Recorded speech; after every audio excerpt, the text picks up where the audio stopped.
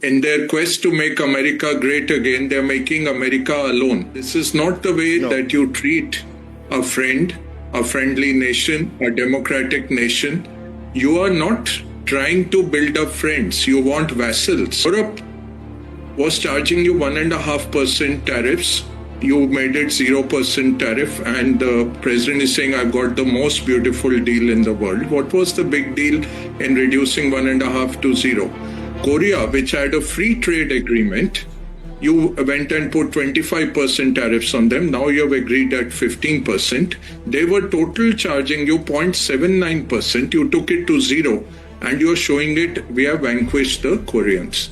The Japanese had a total tariff weighted average of under 2%. You've taken it to 0%.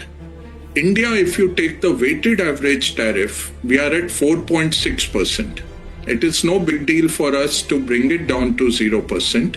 What we don't want, what you had to do when you took on the Chinese in 2018-19 and they stopped buying your farm produce, every year you had to put extra $30 billion of subsidies to your farmers.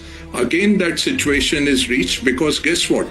The Chinese bought a lot of Brazilian soya, Brazilian corn in January, in the January harvest.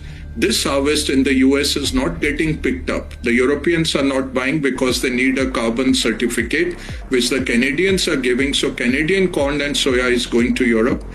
American is not going. You will have to subsidize, and you will dump it all in these complying nations. India has to protect its farmers. It has to protect its small dairy farmers, its fishery exports. Yep. That is what a fishery industry. That is the only thing India has put in. Second, a friend does not hyphenate you with a rogue nation, a failed nation, a terror sponsor where you had killed Osama bin Laden.